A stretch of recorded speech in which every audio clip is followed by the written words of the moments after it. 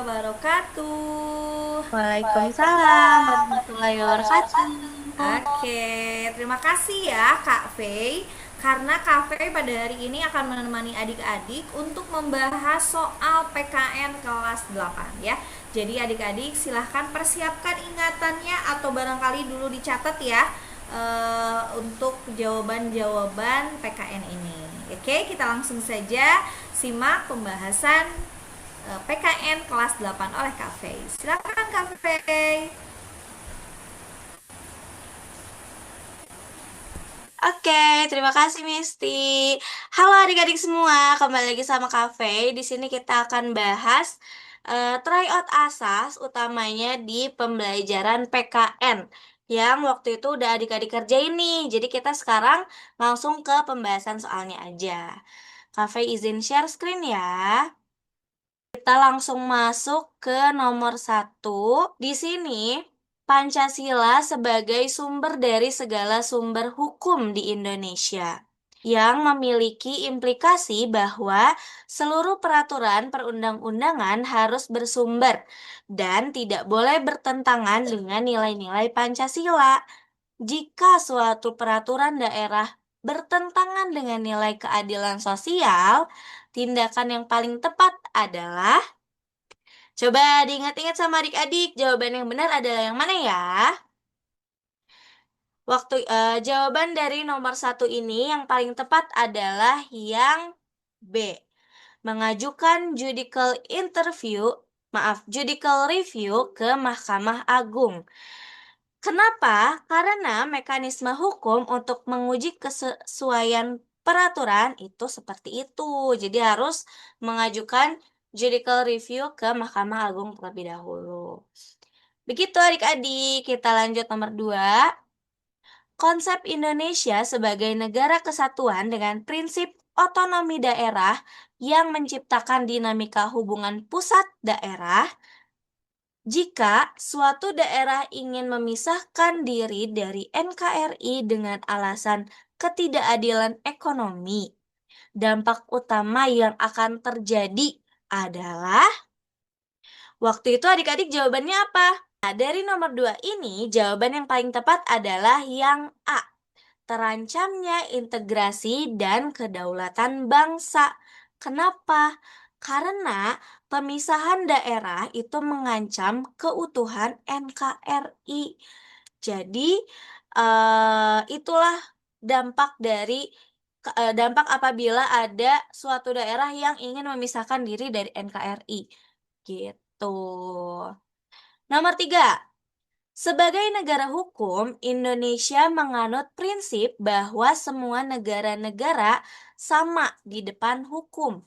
Namun, dalam praktiknya masih terjadi ketimpangan penekanan hukum antara masyarakat biasa dan pejabat.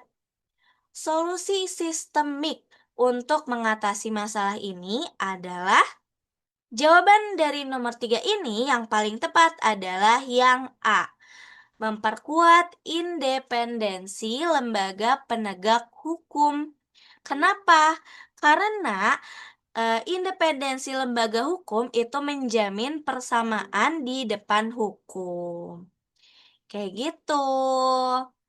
Nomor 4. Kedaulatan rakyat Indonesia diwujudkan melalui pemilihan umum. Namun, partisipasi pemilih muda itu cenderung rendah dalam pemilu. Strategi yang paling efektif untuk meningkatkan partisipasi politik generasi muda adalah jawaban yang paling tepat adalah yang A. Meningkatkan pendidikan politik melalui kurikulum sekolah. Kenapa, Kak? Karena pendidikan politik itu sejak dini membangun kesadaran akan berpartisipasi. Gitu. Jadi nyambung ya sama keterangan yang ada di pertanyaannya. Nomor 5. Sistem pemerintahan presidensial di Indonesia memberikan kekuasaan besar kepada presiden, namun dilengkapi dengan mekanisme check and balance.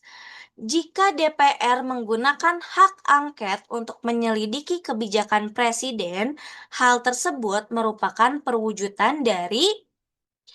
Jawaban yang tepat dari nomor 5 ini adalah yang A. Fungsi pengawasan DPR terhadap eksekutif. Kenapa? Karena hak angket merupakan bagian dari checks and balance. Jadi, fungsi pengawasan ini sangat dibutuhkan untuk perwujudan dari keterangan yang ada di pertanyaannya. Kayak gitu. Kita lanjut nomor 6 ya. Pemerintahan daerah provinsi, kabupaten, dan kota itu memiliki kewenangan otonomi untuk mengatur urusan rumah tangganya sendiri. Namun, seringkali terjadi tumpang tindih kewenangan antara pemerintah pusat dan juga daerah. Mekanisme yang tepat berdasarkan undang-undang adalah. Jawaban yang tepat dari nomor 6 ini yaitu yang A. Melalui pengadilan tata usaha negara. Kenapa? Karena PT UN itu berwenang untuk menyelesaikan sengketa kewenangan. Gitu adik-adik. Jadi jawaban yang tepat dari nomor 6 ini adalah yang A. Lanjut nomor 7. Daerah Istimewa Yogyakarta memiliki keistimewaan dalam penataan pemerintahan daerah. Jika suatu daerah mengajukan permohonan status istimewa dengan alasan kearifan lokal, pertimbangan utama yang harus diperhatikan adalah.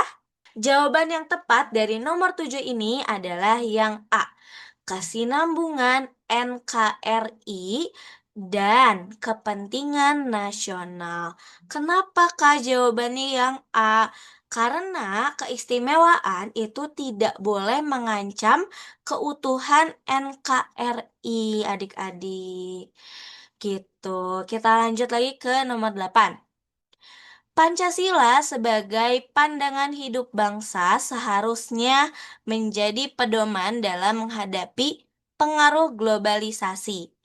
Contoh konkret implementasinya dalam menghadapi gempuran budaya asing adalah. Jawaban yang paling tepat adalah yang A. Memfilter budaya asing dengan nilai-nilai Pancasila. Kenapa?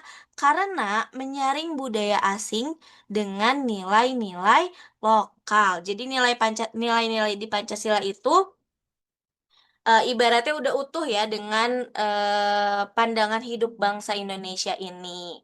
Jadi bisa dengan memfilternya dengan nilai-nilai Pancasila tersebut. Nomor 9. Sebagai kepribadian bangsa, Pancasila menjadi identitas yang membedakan Indonesia dengan bangsa lain. Dalam konteks pergaulan internasional, wujud pengalaman nilai ini adalah. Nomor 9, jawaban yang tepatnya adalah A. Menjunjung tinggi harkat martabat bangsa. Kenapa?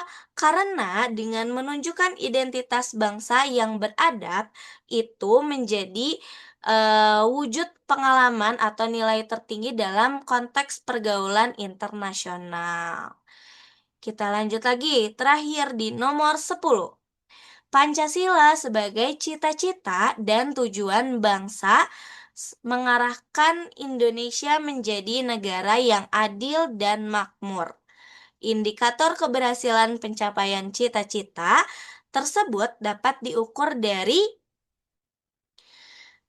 Betul sekali, yang A, dari pemerataan, pembangunan, dan keadilan sosial. Karena keadilan sosial merupakan tujuan dari Pancasila. Gitu adik-adik, karena pembahasan PKN ini sudah selesai, Kak kembalikan lagi ke Misti. Oke, terima kasih Cafe dan adik-adik ya yang sudah menyimak video ini. Mudah-mudahan adik-adik bisa memahaminya. Oke, di video yang lainnya ada materi-materi pelajaran yang lain ya adik-adik. Adik-adik boleh menyimak juga di sana.